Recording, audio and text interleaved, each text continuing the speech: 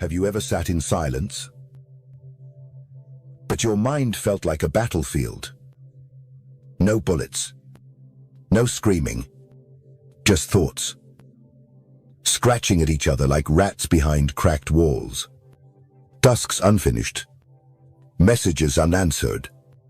The silence from someone. You can't stop analyzing. A decision you know is wrong, but still can't seem to walk away from.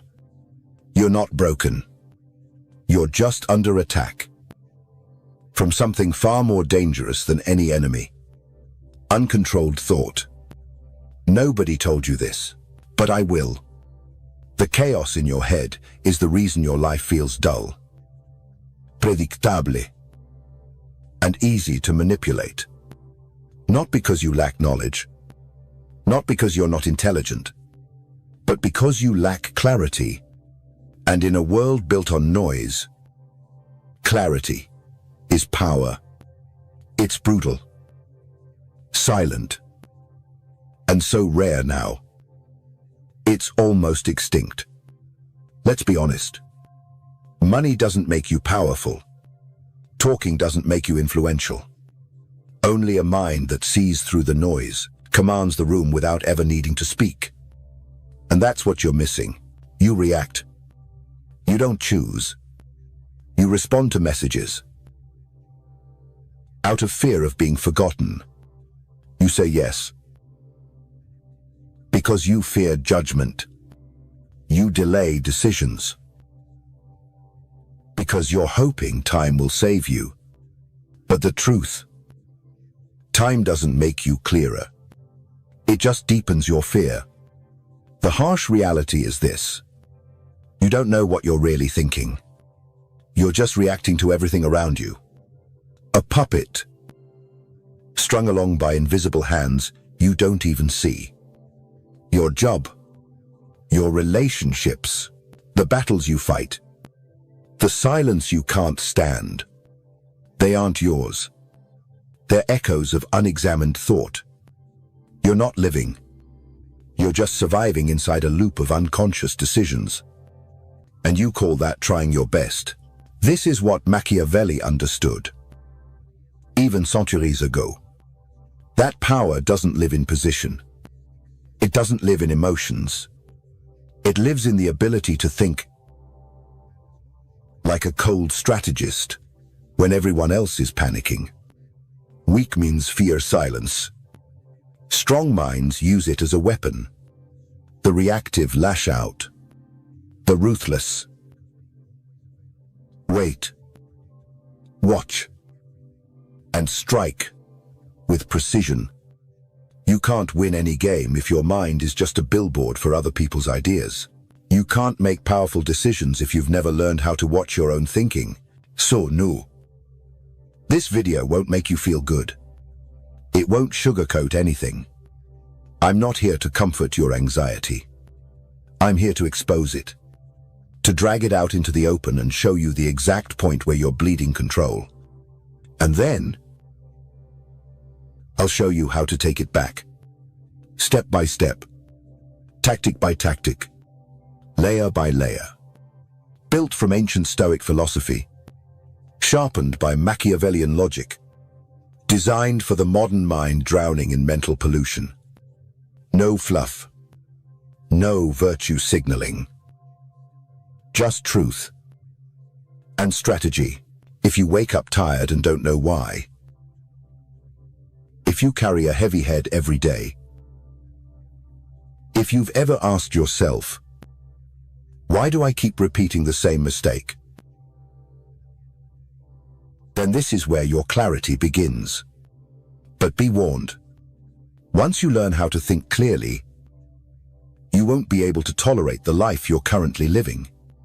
You'll question your relationships. You'll stop being manipulated. And you'll realize that most of what you called your choices were just reflexes from an untrained mind. Each chapter of this journey will peel back a layer of your thinking. From the noise you consume to the emotions you suppress. From the distractions you justify, to the decisions that cost you years of your life. And here's the brutal truth. You don't need more motivation. You need to retrain your thinking the same way a soldier trains for war. Because in this world, it's not the strongest who survive, not the loudest, not the wealthiest. It's the clearest thinker, the one who doesn't flinch when others panic, who doesn't respond to noise, who doesn't beg for certainty, who doesn't rush to be understood, the one who waits and watches while everyone else collapses under the weight of their own confusion. That's the goal. And the journey starts now. Keep your mind cold. Keep your choices sharp. And learn how to make decisions while the world around you loses control. Are you ready? There are no weak men.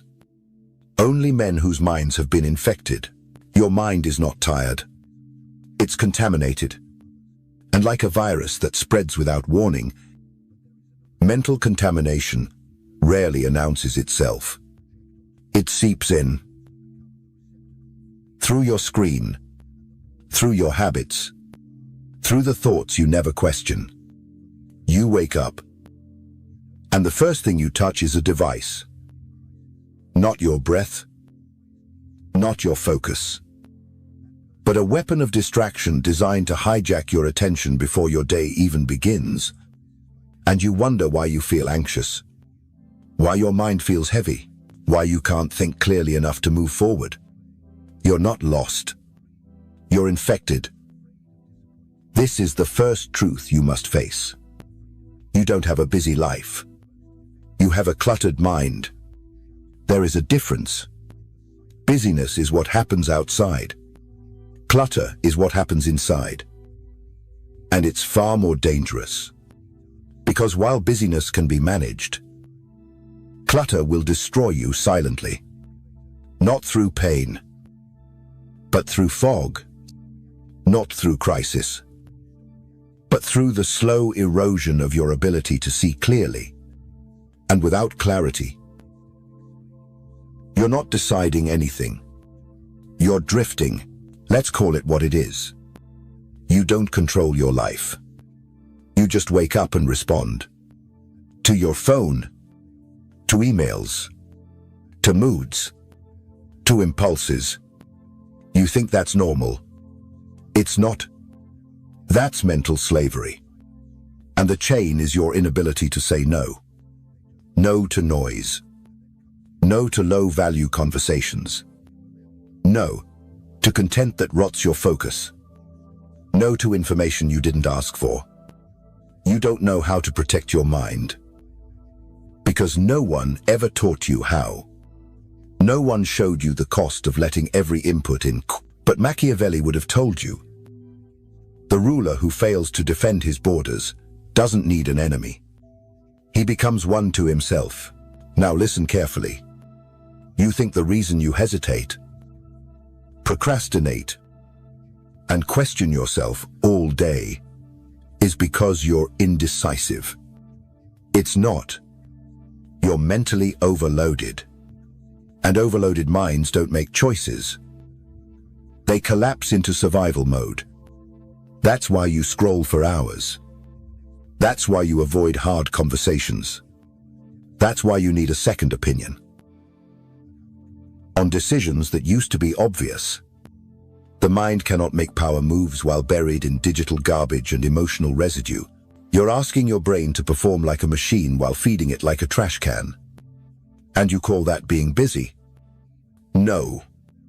You're compromised. Let me give you a picture. Imagine walking into a war room, but the table is covered in junk. Old food, half-finished maps, broken radios, and everyone's shouting at once. That's your mind right now, and you expect strategy. Clarity doesn't come from trying harder. It comes from throwing everything off the table. Until the room is silent, until the map is visible, until the noise is gone, and you finally hear your own thoughts again. That is your job now. Not to hustle harder, not to plan more, but to clean the battlefield, because clarity is a war, and the enemy is anything that steals your mind without permission. Here's the brutal irony. You think you're making decisions, but really, you're reacting to suggestions, notifications, algorithms, unspoken pressure, past mistakes. You're like a fighter who steps into the ring every morning, already half blind from the night before. Tell me, how do you win like that? You don't. You get played. Again, and again, and again, until you don't even know where the defeat started. The Stoics taught, a man who cannot rule his mind will be ruled by everything else. But Machiavelli took it further. A man who cannot rule his own mind should not rule anything at all, because an infected mind is dangerous. To himself, to his work, to anyone who trusts his judgment. He's not a leader. He's a liability. And the worst part, he thinks he's functioning. He thinks he's doing his best. He thinks overthinking is wisdom. He thinks busyness means importance. But it's all noise. Noise that drowns clarity. And without clarity, you're not making decisions. You're just hoping your chaos looks like confidence. So let's be precise. This isn't about self-help. This is about mental warfare. You're going to learn how to disinfect your mind like a general clears a compromised command center. Ruthlessly, strategically, with zero tolerance for clutter. You will begin every day by asking, what have I allowed into my mind that doesn't serve me? Who or what is living in my head rent-free? What thoughts need to be exiled? Immediately. Because this is not therapy. This is training. You are sharpening your mind not to feel better, but to be dangerous again. To reclaim the mental territory you've surrendered. One scroll, one doubt, one distraction at a time. And here's the rule. If it doesn't make you sharper, it makes you slower. If it doesn't build your clarity, it breaks it. There is no neutral input. Everything you consume either strengthens your decision-making or dulls it. Your thoughts, your environment, your conversations, your routines. They are not passive. They're shaping the architecture of your mind every single day. And the man who doesn't design that structure gets buried under it. This is why the first move toward real clarity isn't about positive thinking. It's about violent subtraction. Remove, cut, purge, block, silence.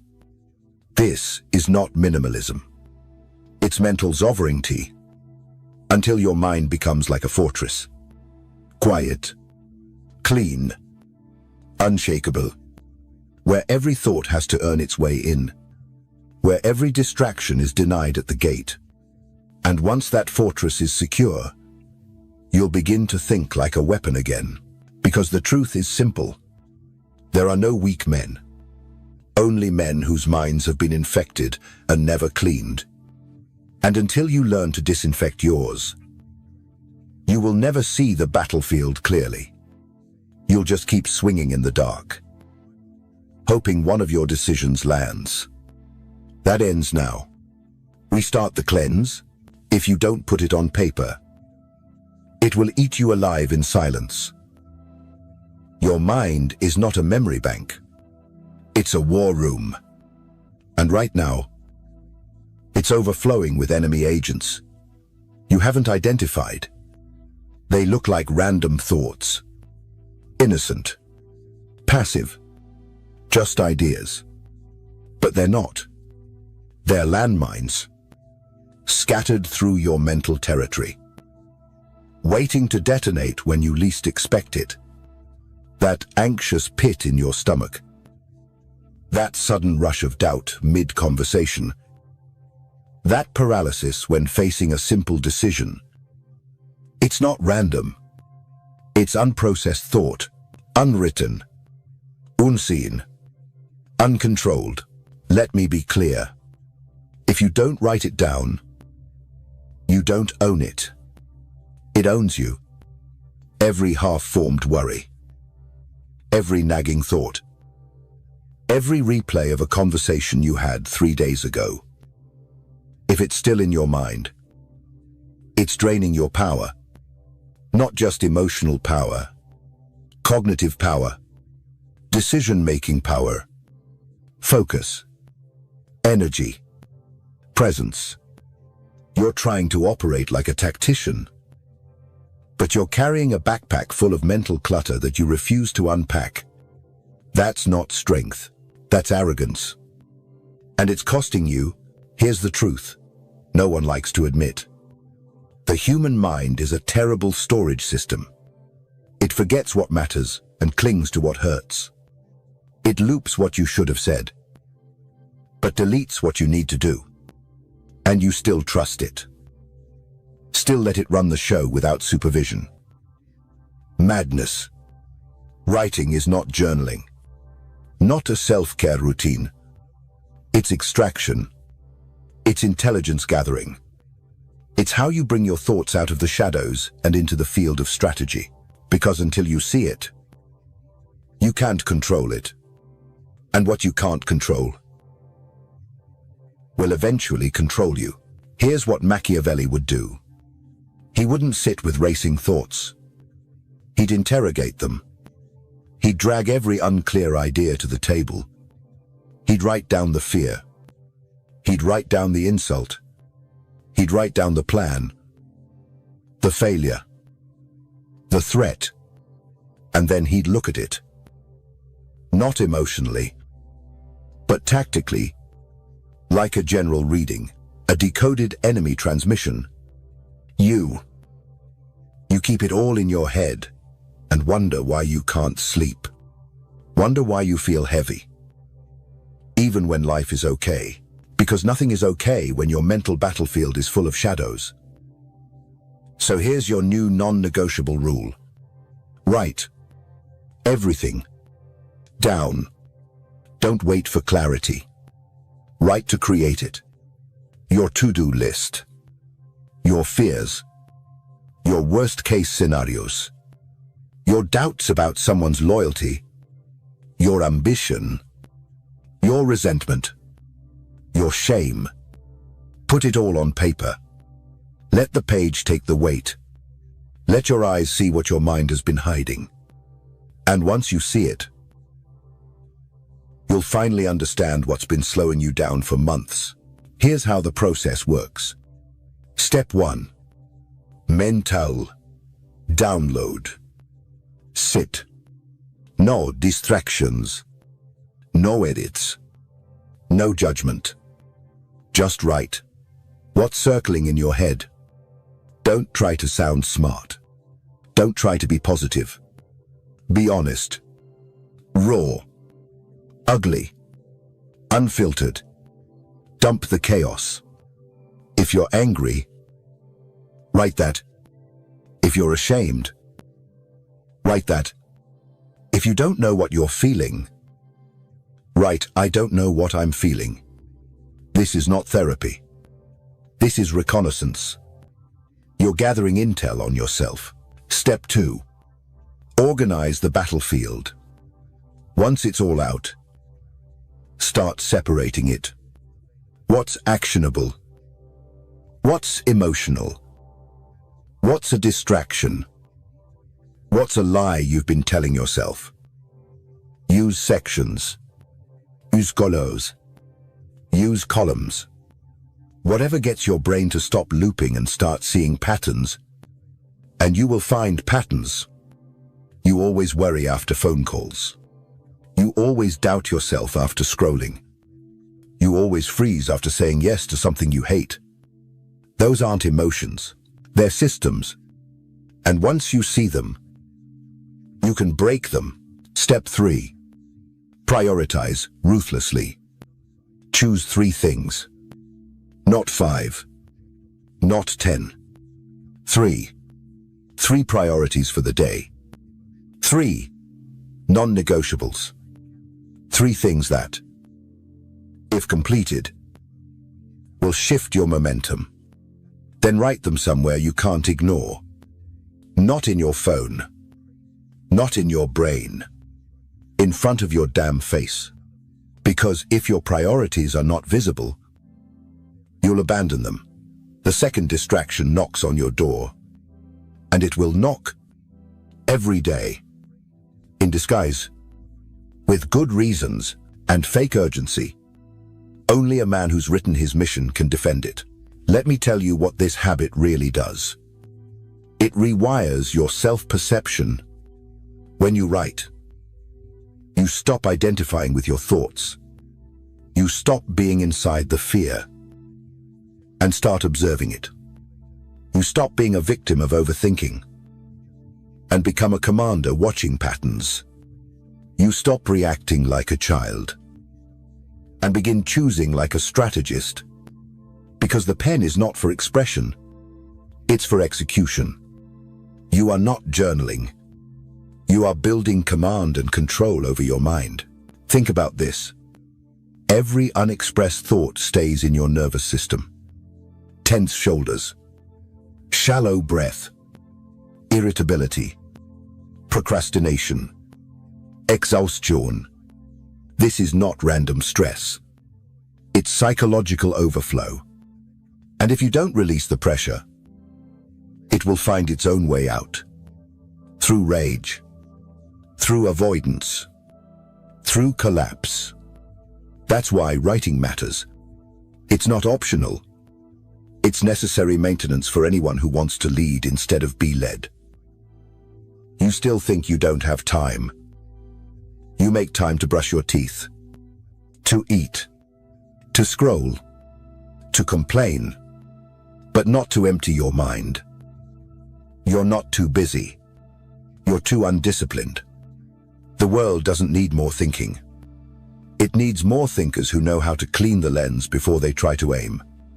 Write. Every night. Every morning. Midday if needed. This is your weapon. This is your purge. This is how you take command of a mind that's been bleeding power for years. Because here's what no one told you. You're not lost.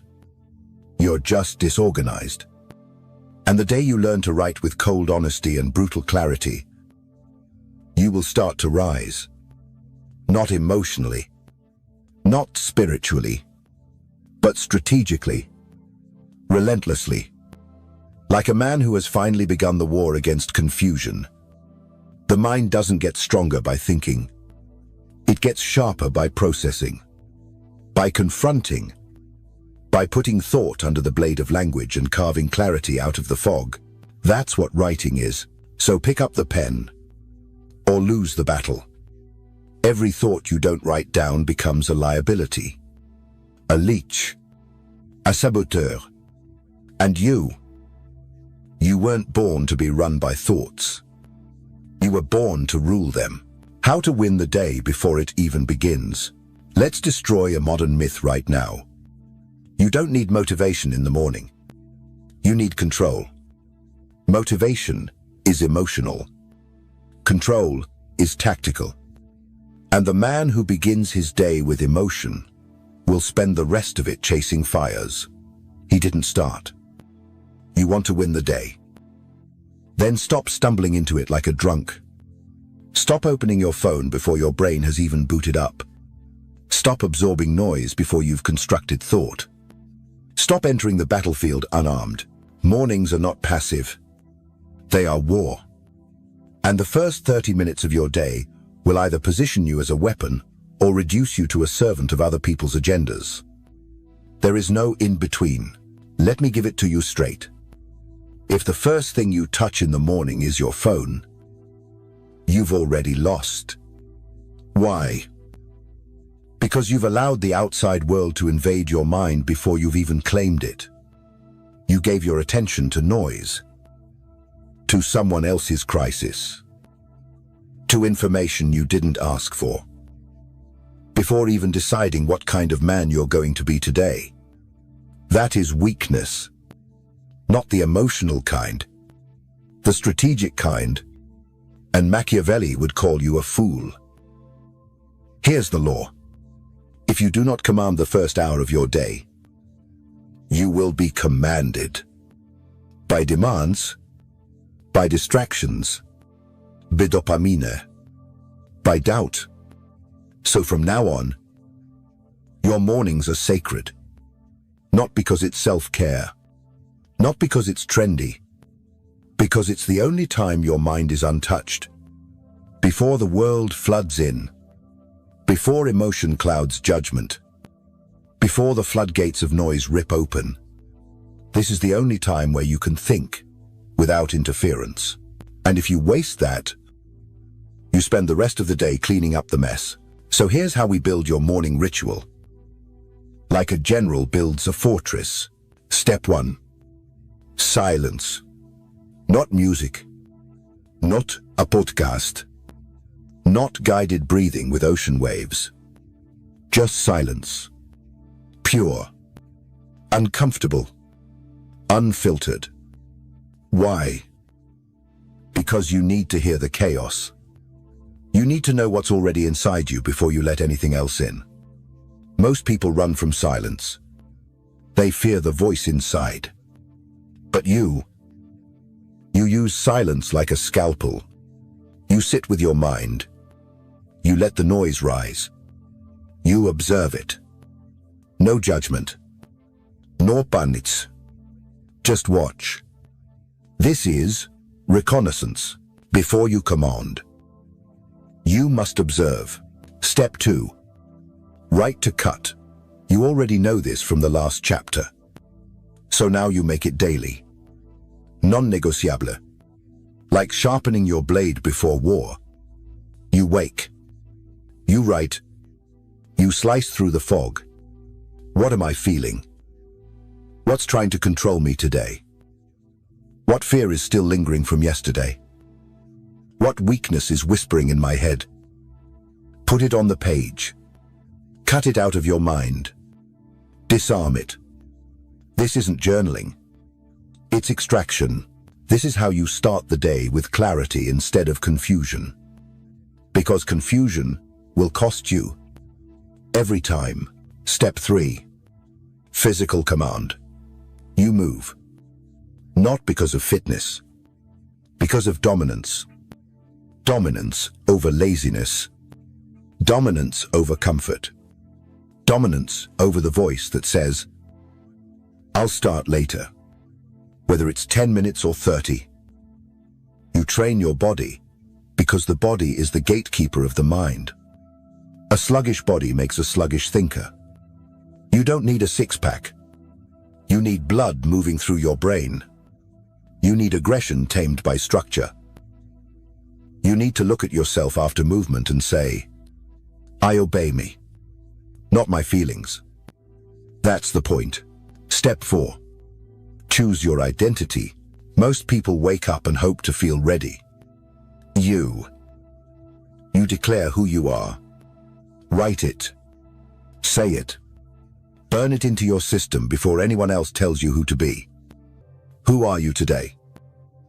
A strategist, a hunter, a creator, a savage, a surgeon of focus.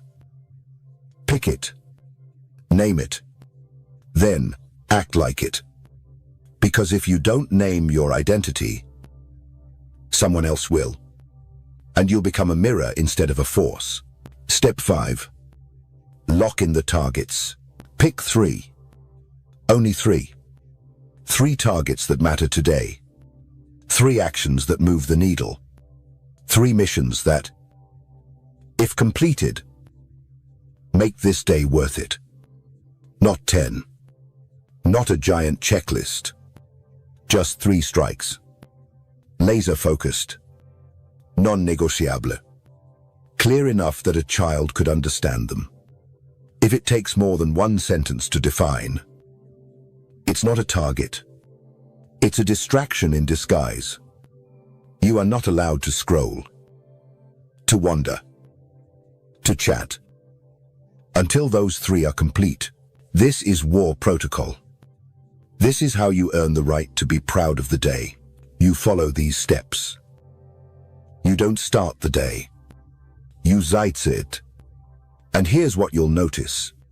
Less reactivity. Less indecision. Less scattered effort. More momentum. More control. More presence. More strategic silence. You will walk into rooms colder. Speak less. Choose more carefully. Execute more surgically. Because you didn't start the day with emotion. You started it with order. And that order will echo into everything you touch. But let me warn you, the world will test you. The moment you reclaim your mornings, people will try to hijack them. Messages, emergencies, noise disguised as opportunity. Do not flinch. This time is yours. Not because you deserve it, because you earned it by refusing to start your day like a peasant begging for permission. You are no longer available before you're prepared. You are no longer responding before you've centered. You are no longer drifting. You are commanding. And this isn't a phase. This isn't a 21-day habit. This is who you are now. A man who sharpens his mind before touching the world. A strategist who builds clarity before offering action. A force who creates the day before the day creates him. Because in the end, the strongest man is not the one who lifts the most weight. Not the one with the most ambition. Not the one who works the longest hours. It's the one who meets the world from a position of inner order. So sharp. So quiet. So immovable. That chaos backs away when it sees him coming. That's what your morning must build. That's who you must become. Control what enters. Or lose control forever. You don't rise by doing more. You rise by protecting the space where thought happens. And right now, that space is under siege. The modern mind isn't failing because it's weak. It's failing because it's drowning. In content, in opinions, in distractions, dressed up as knowledge. And here's the lie that's killing you. That being informed is always good. It's not. In fact, information is one of the most dangerous addictions in the modern world. Not because it's false, but because it's too much. Too fast. Too constant. Too filtered. You're not learning. You're flooding. You're overloading your system with inputs. You can't process. Can't verify. Can't even user. And then you wonder why you can't focus. Why you hesitate. Why you can't think clearly or deeply. It's simple. Your mind has no room to operate. It's been hijacked by noise, disguised as importance. Let me break this down for you. Every piece of information you consume has a cost. It doesn't just enter your brain. It competes. It fights for position. It demands emotional reaction, mental energy, and storage space. And unless you filter it, you're not thinking. You're sorting. All day. Every second. Scrolling. Checking. Skimming. Reacting. You're not making decisions. You're digesting garbage and hoping something valuable comes out. That's not awareness. That's erosion. You're not informed. You're infected. Here's a Machiavellian law. He who controls your inputs controls your thoughts. And the most dangerous control is the one you don't realize is happening. You think you have free will. But every video, every headline, every swipe is training your mind to react a certain way. You didn't choose your thoughts. You absorbed them. By default, with no filter, with no defense. You think that's harmless? That's how entire empires are manipulated. Not by force, but by curated attention. And if your mind is unguarded, you're not the one thinking. You're being thought through. So here's your brutal truth. You don't have an attention problem. You have an input problem. You've allowed your mind to become a hallway with every door wide open. And now, every passerby gets to shout into it. Marketers, pundits, celebrities, friends, enemies, fake mentors, strangers with strong opinions. You let them all in. And now you can't find yourself. Of course you're overwhelmed. Of course you're distracted. Your mind has become a hotel. And you're not even the one checking guests in anymore. So what's the solution? It's not consuming better. It's consuming less. With precision. With standards. With teeth. This is where you build input discipline. Not a habit. A rule. A law. Here's how. Step 1. Set a daily information budget. Decide exactly how much mental space you'll give to external input per day.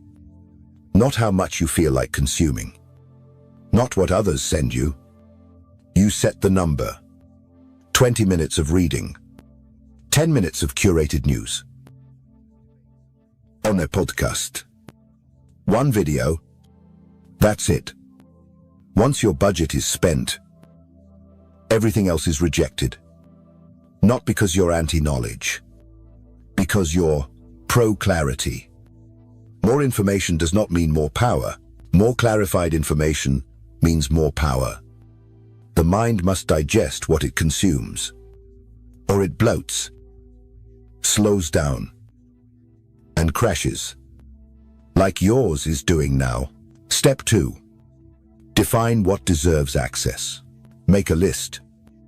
What kind of content strengthens your thinking? What kind of people elevate your perspective? What kind of questions sharpen your clarity? Now write down the opposite too.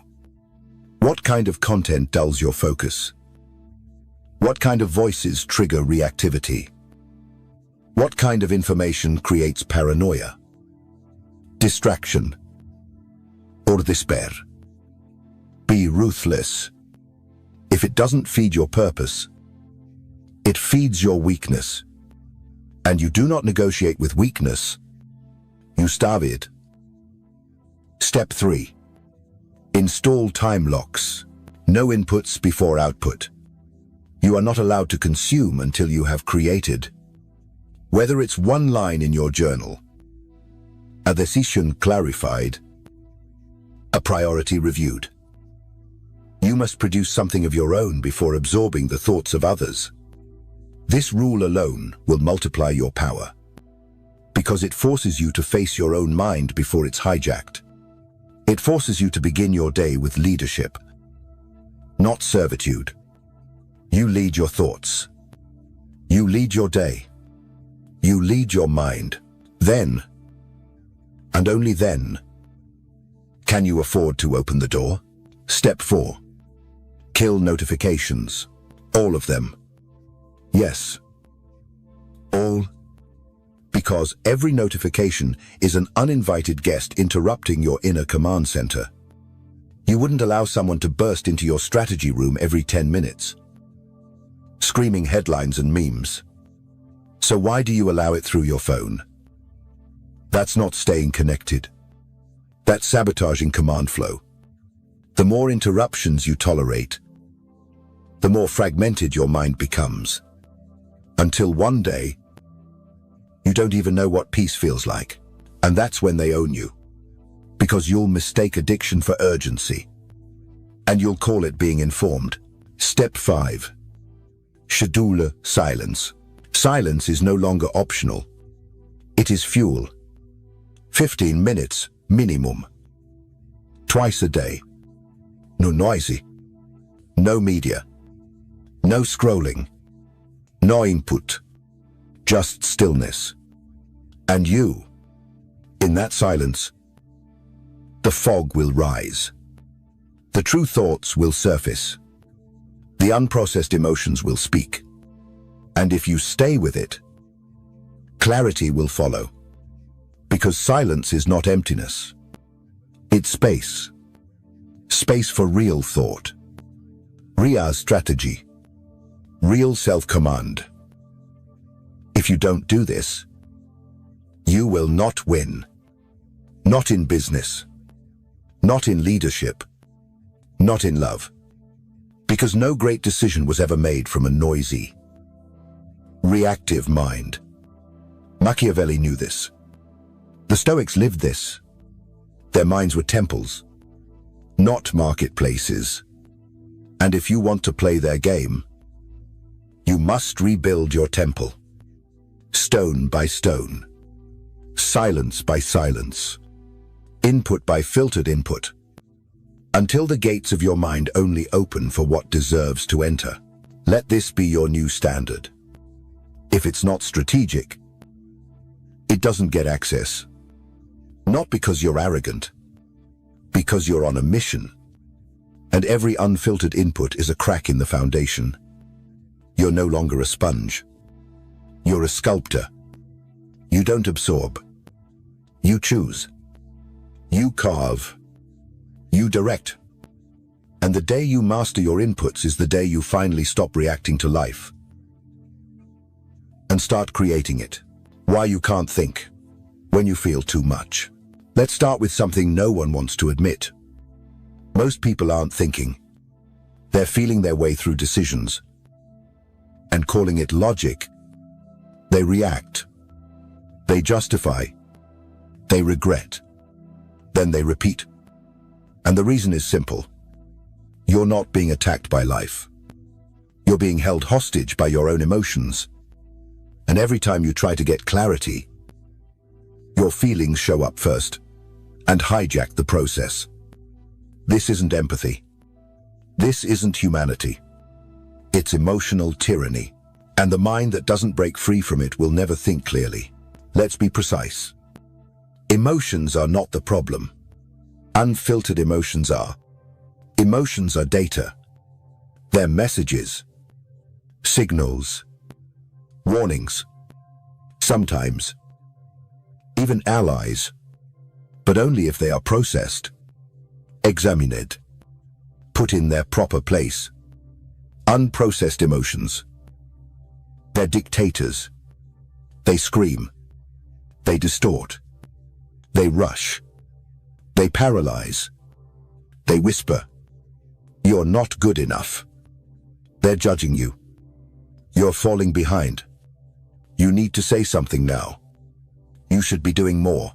And because you never pause to interrogate those whispers, you believe them. You act on them. You build your life around ghosts. Let me say this clearly. The most destructive thoughts you've ever had did not come from reality. They came from emotion, masquerading as truth. And if you don't isolate emotion from thought, you will spend your entire life building strategies on sand. And when the wind blows, everything collapses. Not because you were dumb, not because you were unlucky, because you didn't secure the foundation of your decision-making. Here's the rule. You do not think clearly while emotionally flooded. I don't care how self-aware you think you are. You could be the most intelligent man alive. But if your nervous system is hijacked, you're not in control. You're in survival mode. And survival mode always sacrifices clarity for comfort. And you can't afford that. Not if you want to lead. Not if you want to command respect. Not if you want to operate above the average man. Let me give you the signs that emotion is driving you. You can't stop replaying a conversation. You're obsessing over what someone else might be thinking. You're rushing to respond, explain, or fix. You feel urgency, but you can't name the reason. You keep switching tasks, thoughts, moods. You crave validation. You get stuck in what if. This isn't mental clarity. This is emotional turbulence. And clarity cannot exist inside a storm. So what do? We learn how to contain emotion. Not suppress. Not ignore. Contain. Like fire. Like electricity. Like any other force that's powerful but dangerous if uncontrolled. Because here's the paradox. Emotion is not the enemy. It's the test. If you can learn to witness your feelings without becoming them, you become untouchable. If you can sit in discomfort without reacting, you become powerful. If you can feel rage, grief, fear, and not let them dictate your choices, you become a master of the battlefield within. Here's the Stoic Machiavellian path to containment. Step 1. Name the emotion. First, when you feel the surge, pause. Ask, what is this? Not in general. Be surgical. Is it shame? Guilt? Abandonment? Insecurity? Panic? Most people can't answer because they've never trained emotional vocabulary. And what you can't name will own you. Name it. And suddenly it's outside you. Now you can observe it. And once you observe it, you don't have to obey it. Step 2. Delay the response. This is critical. Do not respond in the wave. Ever. Not to a message. Not to a trigger. Not to a decision. Not to a betrayal. If you do, you're not speaking. You're reacting. You're handing your power to a chemical surge. Wait. Even 5 minutes can change everything. Because emotion fades. Adrenaline drops. Clarity resurfaces. And what felt urgent will often feel irrelevant once the wave is gone. Step 3. Breathe. Deeply. Slowly. This isn't spiritual. It's tactical. Physiology leads psychology. And a mind running wild is always fueled by a body in panic. So ground it. Inhale 4 seconds. Hold 4. Exhale 6. Repeat. Let your body know that you're in command now. This is how generals think. In chaos. Under fire. In silence. Still. Because they've trained themselves not to feel less, but to react less. Step 4. Channel the surge. Emotion is energy. So use it. Write. Move. Lift. Walk. Slam your fists if needed. But in privacy. With control. With structure. You do not vomit emotion on others. You transmute it. Privately. Precisely. And when it's out of your nervous system, you return to command. This is how you remain powerful without becoming robotic. This is how you stay real, but never reckless. Step 5. Decide from the still place. Only make your move when your nervous system has calmed. That's when truth speaks. That's when real intelligence comes back online. And you'll notice something incredible. The decision that once felt urgent might not matter anymore. The message you wanted to send, you no longer need to. The pain that felt impossible to contain has passed through Because you didn't act inside it. You held your line. You stayed on the throne. And that is the difference between the average man and the sovereign man. Let me say it again. You are not your feelings. You are the one who witnesses them. You are not your fear. You are the one who decides if fear deserves influence. You are not your rage. You are the one who chooses if it deserves expression. This isn't repression. This is dominion. This is what the Stoics lived. This is what Machiavelli wielded. Cold clarity. Burning emotion. Channeled. Not leaked. That's how you walk into a negotiation with steel in your voice. That's how you look at betrayal and don't flinch. That's how you lead men. Because you are not led by feeling. Because at the highest levels of power, they will try to move you emotionally, make you doubt, make you react, make you feel. Because when you feel too much, you stop thinking. And the man who cannot think is the man who cannot win. How to build a mind that doesn't collapse under pressure. Most people don't build their minds. They inherit them. From parents, from culture, from trauma, from fear. They think the way they were taught to think. React how they were conditioned to react. Collapse when pressure exceeds what they were prepared for. And they call this being themselves. No. That's not identity. That's programming. If you want to live like a machine, keep going. But if you want command, you need to become a damn architect of your own thoughts, of your own values, of your internal fortress. Because no amount of success matters if your inner structure collapses under pressure. And trust me, pressure is coming. Let's make one thing clear. The world doesn't break you. It reveals your design flaws. Every time you panic, every time you self-sabotage, every time you melt down under stress, it's not a random failure.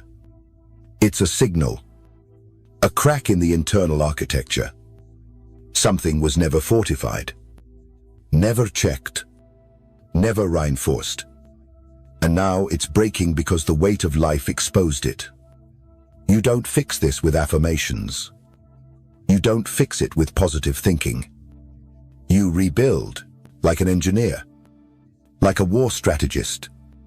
That's what we're doing now. Here's the blueprint. To build a mind that holds under chaos, you need 4 structural pillars. Think of them like columns in a fortress. Remove one, and the system collapses. Let's go through them. Pillar 1. Core beliefs. If your beliefs are vague, your decisions will be fragile. Most men don't know what they stand on. Their beliefs are borrowed. From social media, from school, from whatever feels good this week. And when pressure comes, they have no anchor, no internal compass, just noise. So here's the test. Write down 5 beliefs you would defend with your life. Now question them like an enemy.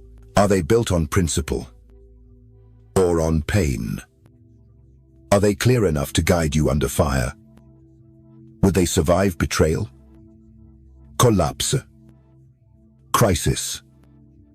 If not, they're not beliefs. They're decorations, and you're just hoping they hold. Start over. Build better. Pillar 2.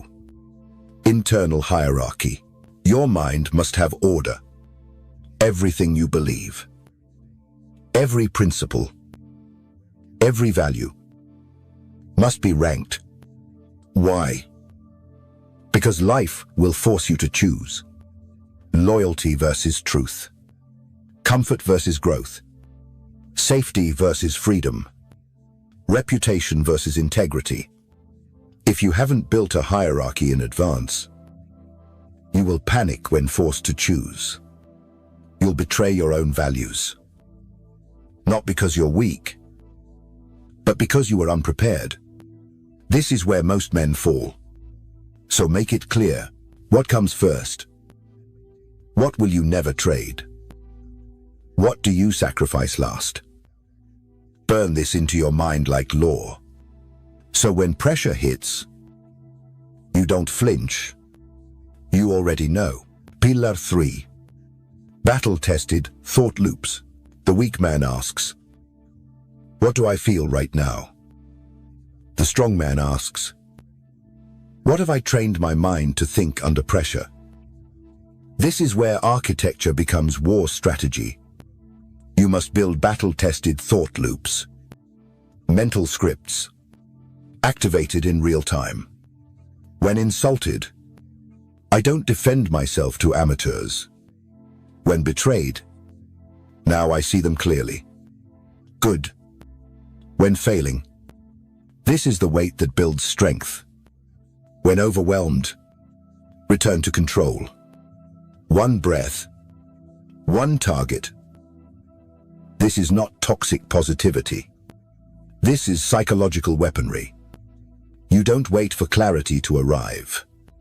You program it in advance. And when life hits you, you execute, not emotionally, but precisely, reflexively, like a man trained to survive fire without blinking. Pillar 4. Mental recovery protocol. You will break. You will fall. Even the strongest minds fracture. But here's the difference. The weak man collapses and stays down. The architect rebuilds faster each time. So you need a protocol, a recovery map. Steps to take when your system crashes. Step 1. Cut all inputs. Step 2. Return to physical control. Move. Train. Breathe. Step 3.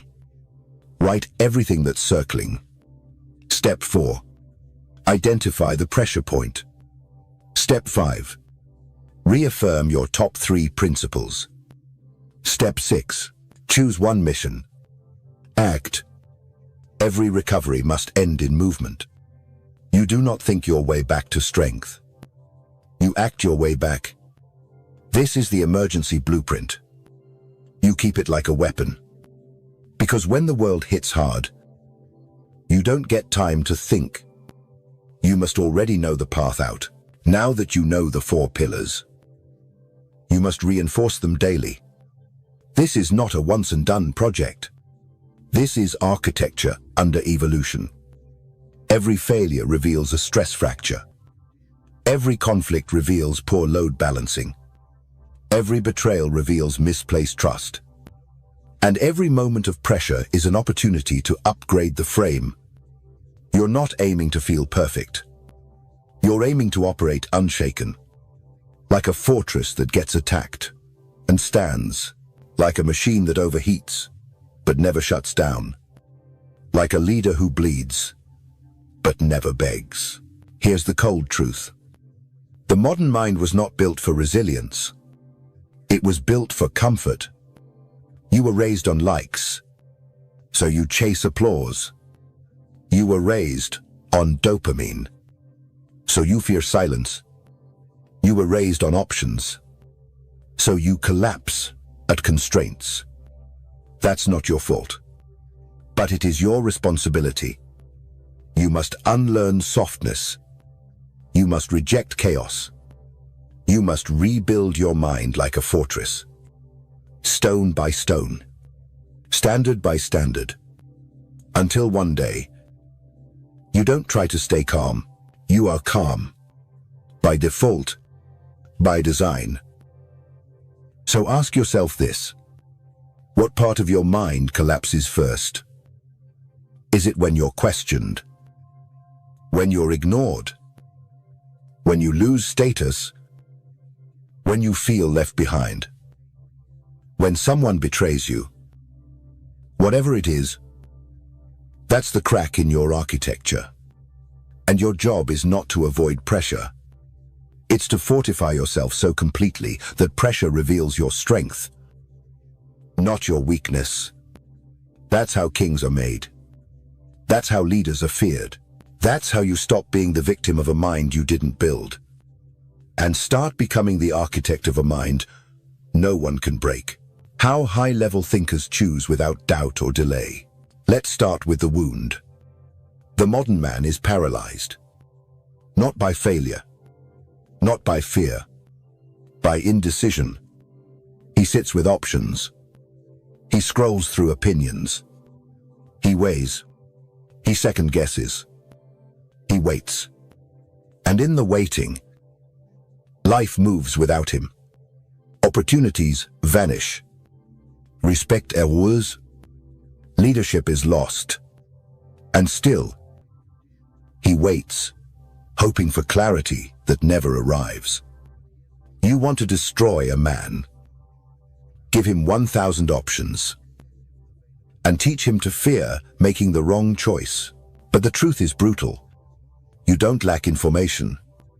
You lack decisiveness. Because every time you say, "I need more time to think," what you really mean is, "I don't want to be responsible if I'm wrong." And that's the problem. You want perfect data before you move. You want emotional certainty before you strike. You want guarantees in a world built on chaos. That's not intelligence. That's fear, dressed as wisdom. And it's killing your power. Let me tell you what Machiavelli would say. He'd say that decisions are weapons. And hesitation, that's surrender. Because when you pause in uncertainty, someone else moves. Someone else acts. Someone else fills the void you left behind. And when the dust clears, you don't just lose the opportunity. You lose position. You lose reputation. You lose command. The world doesn't remember your hesitation. It remembers who had the balls to move. So here's the truth. If you want to live like a leader, you must learn how to decide under fire. No more waiting. No more waffling. No more outsourcing clarity. You make the call. You take the risk. You own the outcome. And when it goes wrong, you adapt, you adjust, you evolve. But you do not retreat into paralysis. Ever. Here's how high-level thinkers make decisions. It's not mystical. It's mechanical. There are 5 elements in decision warfare. Master them, and your mind becomes a surgical weapon that never hesitates under pressure. Element 1. Priority filtering. Not every decision matters. Not every option deserves analysis. Most choices are noise. So here's the first law. If the consequences aren't permanent, don't spend more than 60 seconds deciding. Stop wasting mental bandwidth on what to wear, where to eat, which app to use, what caption to post. Automate the trivial. Focus on the strategic. Reserve your mind for decisions that change position, that build leverage, that alter power dynamics. Everything else. Set a timer. Decide. Move on. Element 2. Minimum viable certainty. You don't need 100% confidence. You need enough clarity to act. And that threshold is about 60%. If you have 60% of the data, if your gut aligns with that data, if you can survive the downside, then you decide, now, not later, not after asking 3 more people, because the cost of delay is often greater than the cost of error. High-level thinkers don't wait for total certainty. They move on signal, not on perfection, and that's why they get results while others are still processing. Element 3. Pre-built decision trees. Smart leaders don't think from scratch every time. They build systems. If X happens, I do Y. If client ghosts me twice, I exit. If project passes this metric, I double down. If I feel anxious, I move. Not analyze. Decision trees create instant response without emotional fog. So here's the exercise. Identify the top 10 decisions you face regularly. Then build rules around them. So when the moment comes, you don't debate. You execute. Like a general in war. Not a child at a vending machine. Element 4. No reverse gear. Once the decision is made, burn the bridge. You don't revisit. You don't relive. You don't second guess. Why? Because indecision after action is the same as hesitation before it. It weakens your posture. It erodes your inner certainty. It leaks power. Make the decision. Then, make the decision right. Adjust execution. Improve the process. But do not crawl back into maybe. Commit. Or don't bother moving at all. Element 5. Decision. Debrief. After every major decision, you must review. Not emotionally, tactically. What variables were unclear? What emotions distorted my timing? What data would have helped? Did I follow my own process? What rule needs to change? This is how you sharpen the blade. Because the more you debrief, the faster you refine, and the more decisions you make with precision, the more trust you build in yourself. And self-trust is the fuel of relentless forward motion. Without it, you overthink. You stall. You standing still. Here's the brutal law. Indecision is not neutral. It's a decision to lose. Every time you hesitate, you bleed momentum. You bleed confidence. You bleed authority. And eventually, others stop trusting you because you don't trust yourself. You become a question mark in a world that respects exclamation points. So what now? You build the habit. Start small. Set a timer for meaner decisions. Build your rules. Track your post-action reflection. And when the big decisions come, you'll be ready. Not emotional. Not scattered. Just surgical. Cold. Clear. Cutthroat. Like a man who doesn't need permission. Because he already owns the consequence. Because in the end, it's not just about choosing the right thing. It's about becoming the kind of man who moves when others freeze. That's leadership. That's strategy. That's power. And that's the only way you build a life that moves with force, not with fear. How strategic refusal builds absolute mental clarity. Here's the hidden reason you can't think clearly. It's not distraction. It's not exhaustion. It's not overwhelm. It's over-access. Too many requests. Too many conversations. Too many things you said yes to when your gut screamed no. And every yes you didn't mean fractured your focus, weakened your boundaries, diluted your identity. You didn't lose your clarity. You traded it. For approval, for comfort, for fear of disappointing someone who wouldn't bleed for you if you were dying. Let's call it what it is. Weak men say yes to avoid confrontation. Strong men say no because they understand cost. Every decision has a cost. Every commitment has a price. Every agreement takes a piece of your time, your energy, your reputation, your bandwidth. And when you keep saying yes to people who don't deserve access, you are slowly erasing yourself. Not all at once, but drip by drip, favor by favor, people-pleasing, smile by smile, until one day, you don't even recognize who you've become. Let me make this crystal clear. Every yes to something weak is a no to your mission. Every yes to comfort is a no to clarity. Every yes to nonsense is a no to strategy. Every yes to please is a no to power.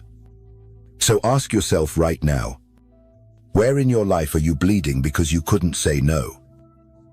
Who's draining your focus because you were too polite?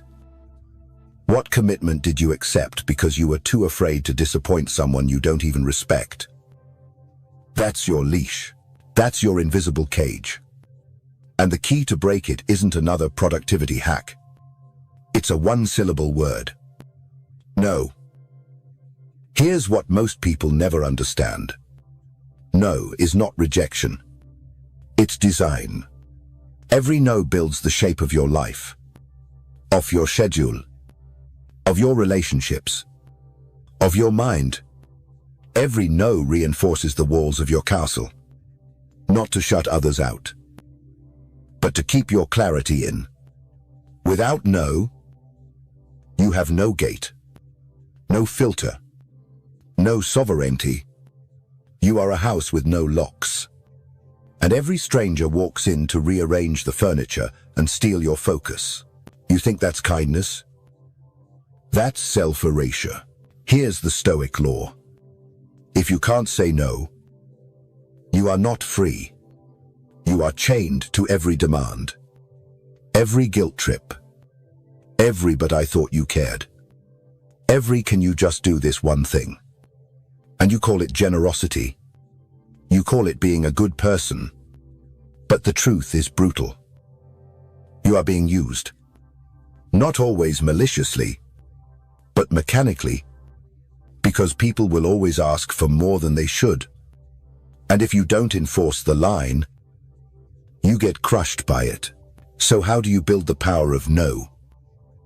Not emotionally. Not explosively. Strategically. Let's break it down. Step 1. Decide what deserves your yes. Before you can say no, you must define your true yes. What are your top 3 priorities this quarter? What outcomes are non-negotiable? What relationships truly elevate you? What kind of work multiplies your mission? Anything outside of that is on trial. It doesn't get automatic access. It must earn its place. If you don't define your yes, you'll drown in polite maybes. And maybes destroy peers. Step 2. Audit your current commitments. Make a brutal list. What are you doing out of guilt? Out of obligation? Out of fear of being judged? Circle them. Now ask, what would happen if I walked away? Would the world end? Would the relationship collapse? Or would I finally breathe? You're not selfish for protecting your peace. You're strategic for defending your clarity. Cut what dilutes you. Not next month. Now. Step 3. Craft the no that lands without chaos. Weak people avoid no because they think it requires confrontation. It doesn't. Here are power frame examples. That doesn't align with my focus right now. I don't have the capacity to do that well. So I'll have to decline. I'm committed to other priorities at the moment. No. Thank you. That's it. No explanation. Notice what's missing. Apology. Justification. Over-explaining. Strong men don't defend their no. They deliver it. Calmly. With presence. With self-respect. Step 4. Build micro-resistance daily. Start with small rejections. Say no to low-value meetings. Say no to notifications. Say no to that third scroll session. Say no to conversations that drain.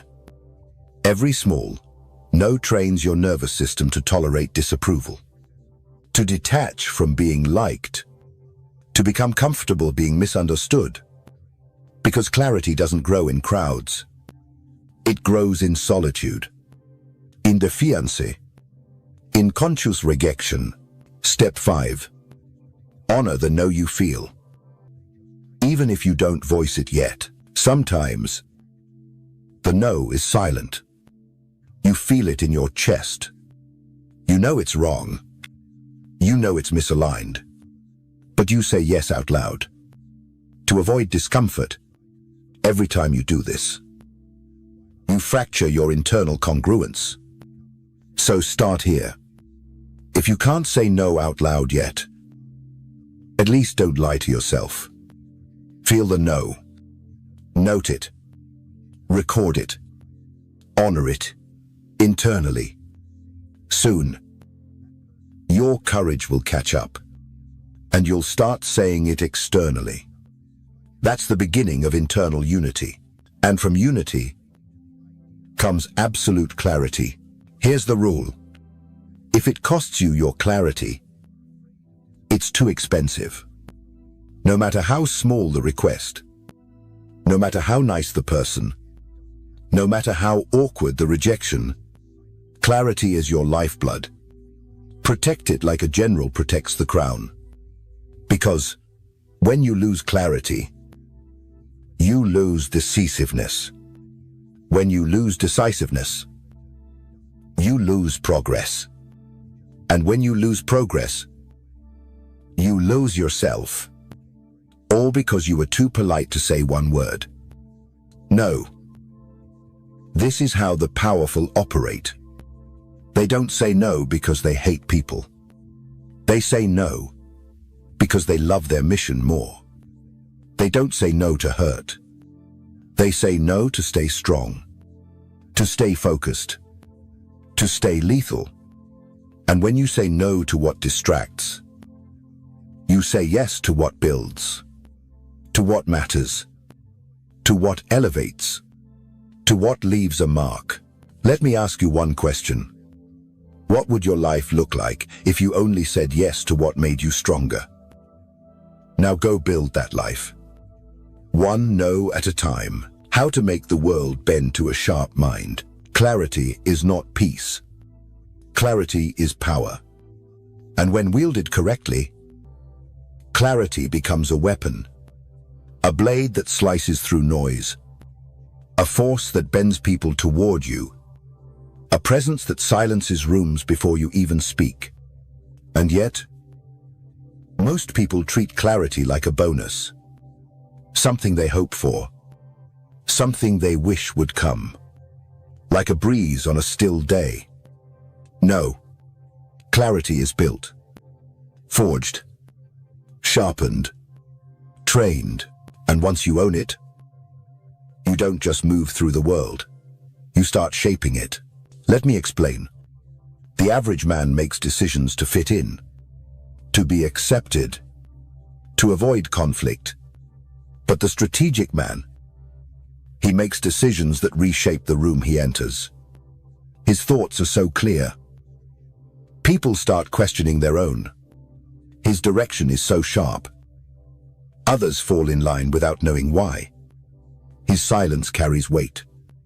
His yes is rare. His no is final.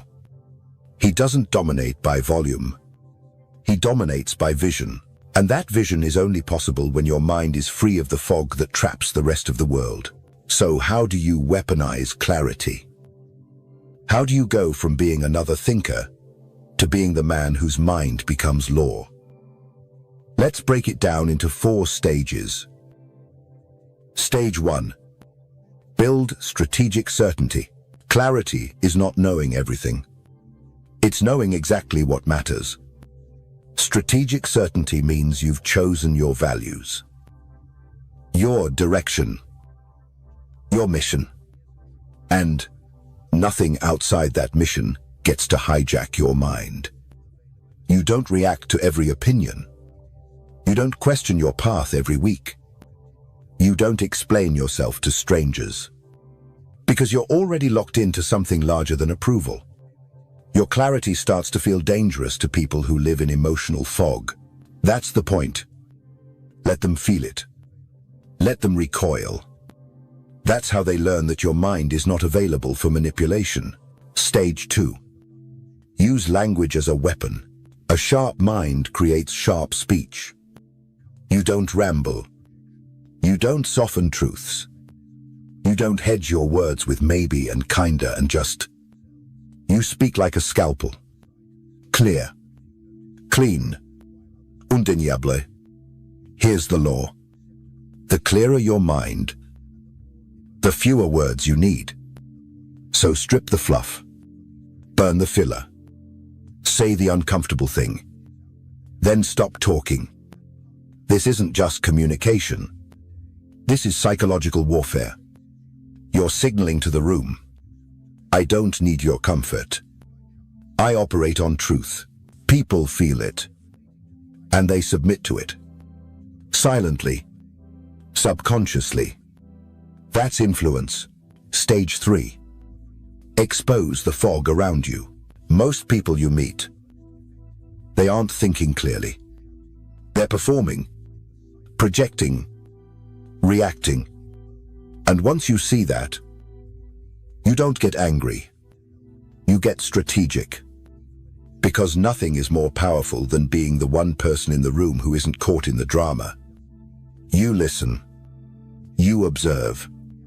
You see through the lies, the manipulation, the chaos.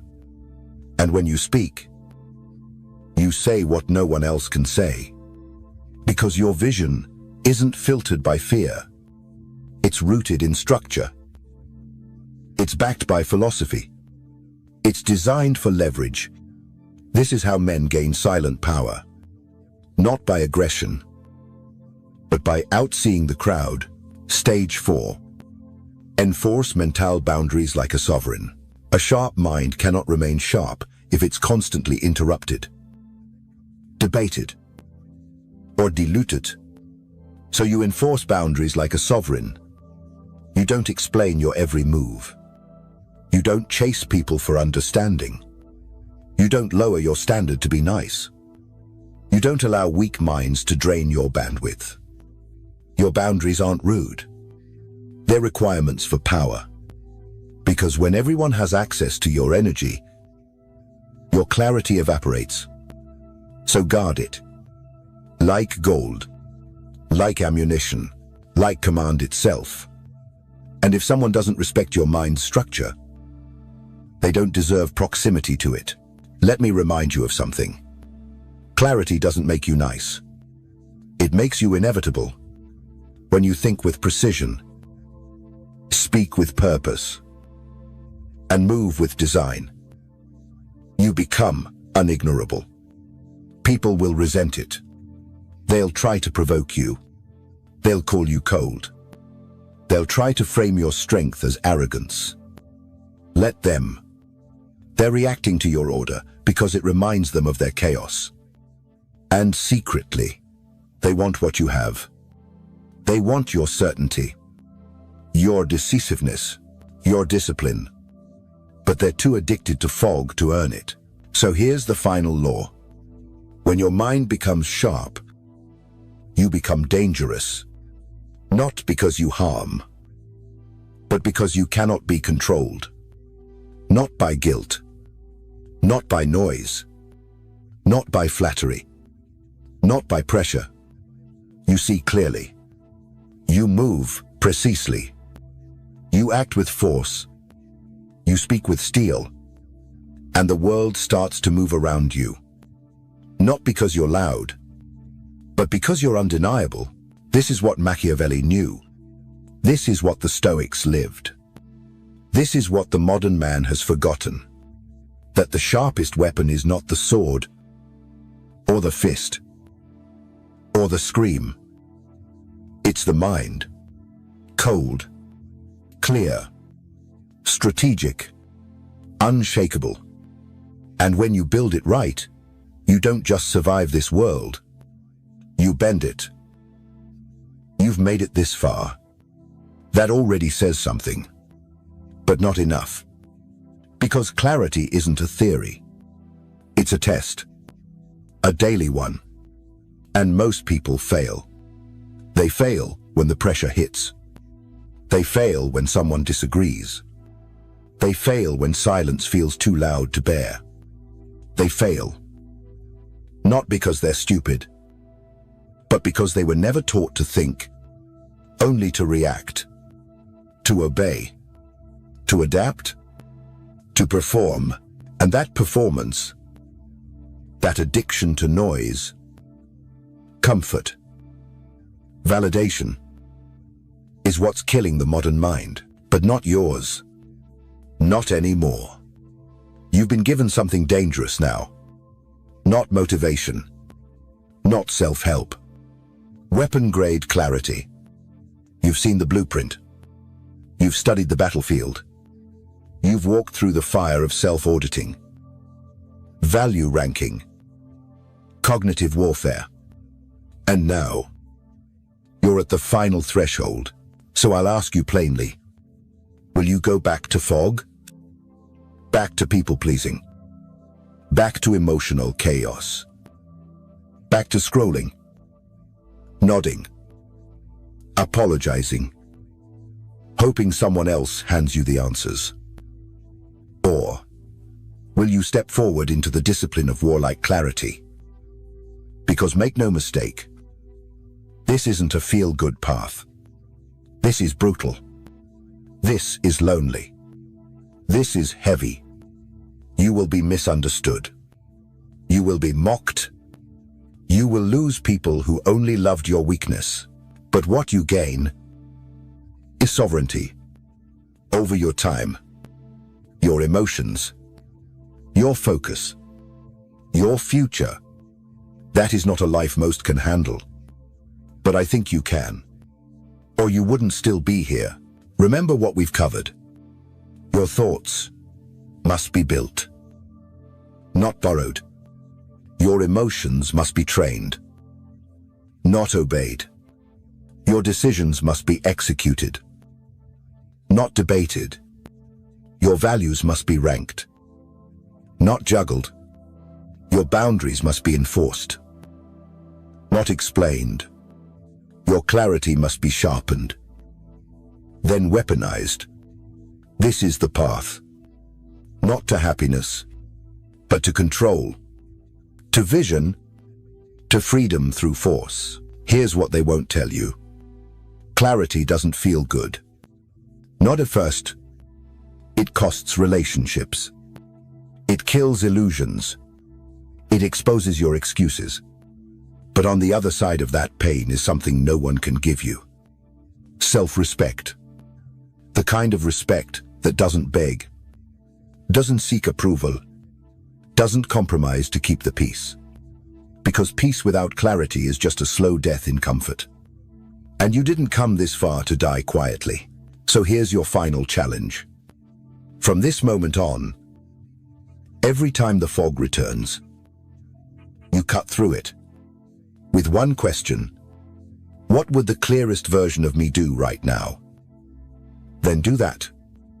Without apology, without fear, without delay. That's the man the world follows.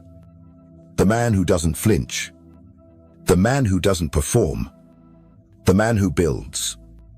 The man who bends reality because his mind is stronger than circumstance. That man can be you, but only if you choose it. So don't like this video. Prove it. Right now. Cut something. Say no to someone. Write the principle you'll never betray. Make the decision you've been avoiding. Delete the distraction you've been justifying. Do it now. Not tomorrow. Not later. Now. Because every moment you hesitate is another brick laid on the road back to fog. And we're not going back. Not after this. This wasn't content. This was your awakening. And now the mirror is clear. You know what's required. So I'll leave you with one final rule.